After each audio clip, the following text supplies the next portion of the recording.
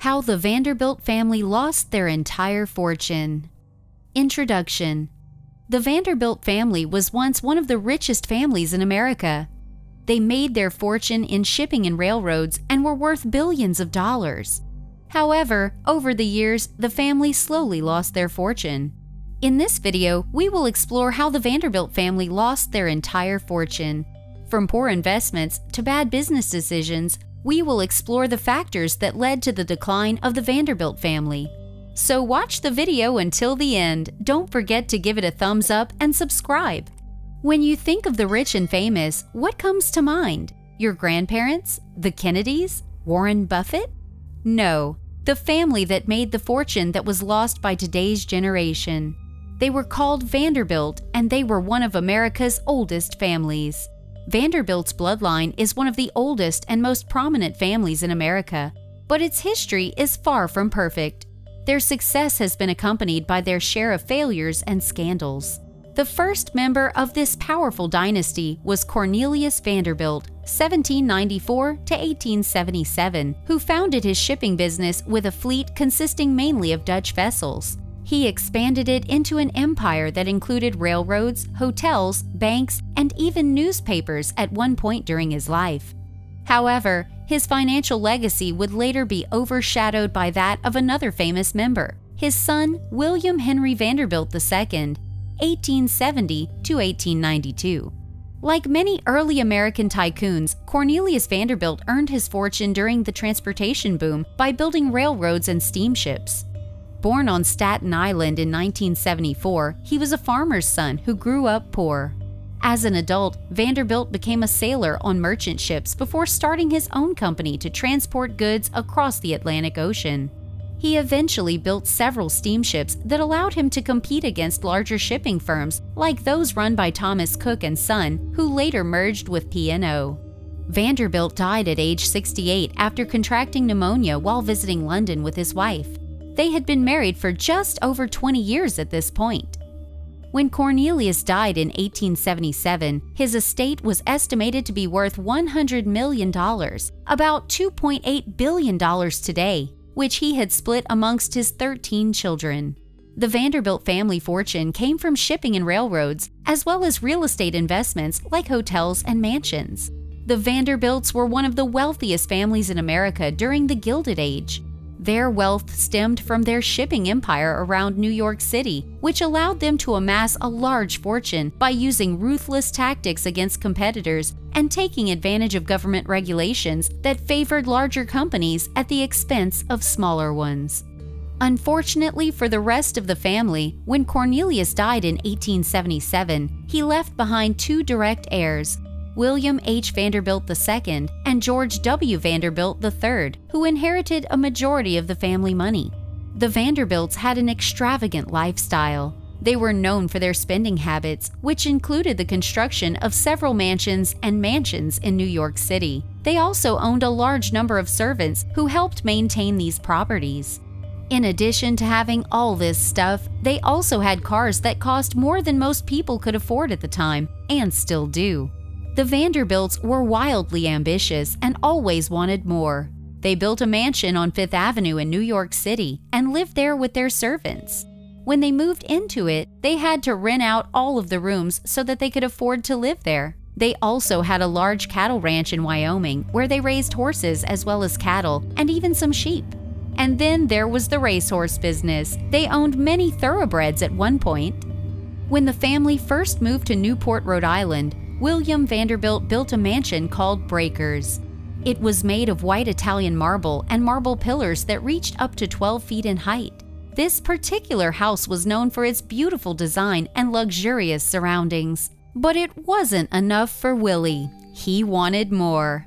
In 1895, Cornelius II constructed his own mansion at Baltimore Estate in Asheville, North Carolina.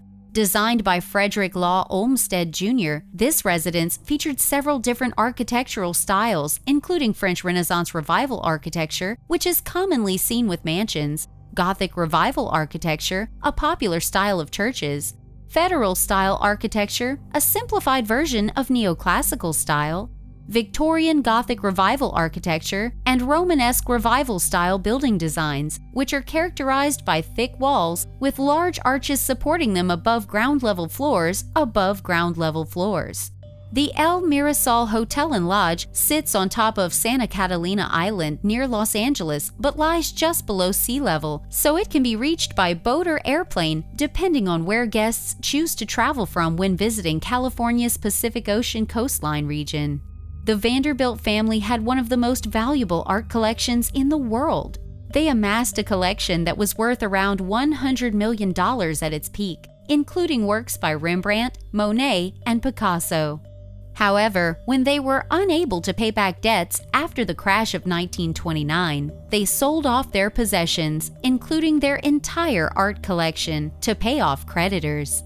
The museum that purchased these pieces is now called the Metropolitan Museum of Art, New York City, or simply the Met. The Vanderbilts were also known for their lavish lifestyles, political influence, and philanthropy. They also had an art collection that included works by famous artists such as Rembrandt, Rubens, and Titian. They were also known for their railroads. In the late 1800s, Cornelius Vanderbilt built one of the first transcontinental lines in America using his own money to finance his venture.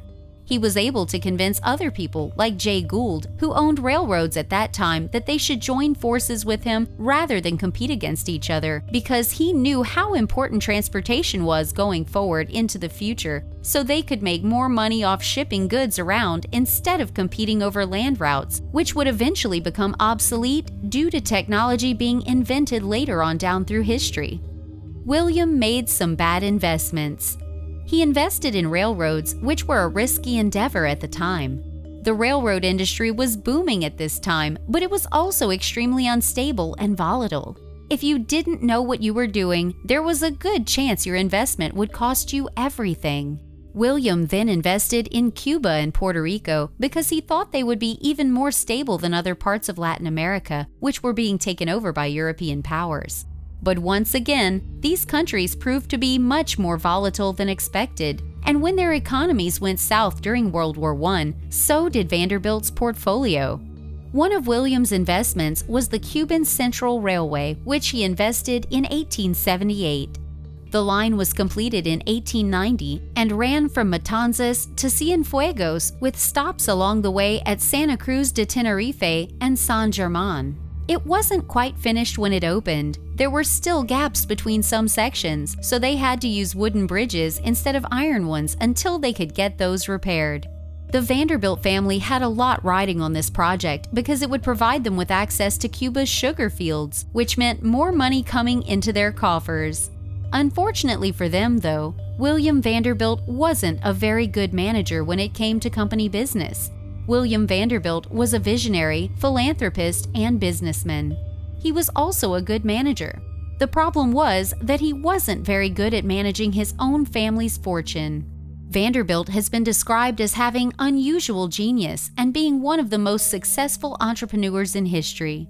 But this success wasn't necessarily due to his own abilities or even hard work. Rather, it stemmed from a combination of luck and timing, which is why you'll often hear him credited as an example of the entrepreneur. As such, Vanderbilt's story offers us some valuable insights into what makes someone successful as an entrepreneur. When he died, his two sons inherited the family's debts from William's investments in railroads and other businesses. The younger brother, Cornelius II, found himself in dire financial straits as well. He had to sell his home to pay off some of these debts, which left him homeless until he could find another one to buy again. He eventually made over $10 million from selling off his art collection, but that was still not enough for the family's fortune. By the time Frederick died in 1872, it had shrunk from $100 million down to just under $10 million, due largely to bad decisions made by both brothers over their lifetimes. The brothers had to sell their homes in 1938 to cover debts, including their art collection, which was worth $100 million at the time. The Vanderbilt family lost everything after their father died in 1925 and left his sons with a mountain of debt and no way to pay it off. After selling off some of their properties so they could afford new ones, William Vanderbilt gave his remaining assets over to his wife, who owned much of it, and children so that they could keep living comfortably while he served as governor of New York State during World War I. Conclusion: it is clear that the Vanderbilt family lost their entire fortune due to a number of factors, including poor investment decisions, lavish spending, and the effects of the Great Depression. While it is impossible to know for sure what could have been done to prevent such a catastrophic financial loss, it is important to learn from the mistakes of the past in order to make more informed decisions in the future. We hope you found this video interesting and informative. And if you have any questions or comments, we'd love to hear from you. Thanks for watching, and we'll see you in the next video.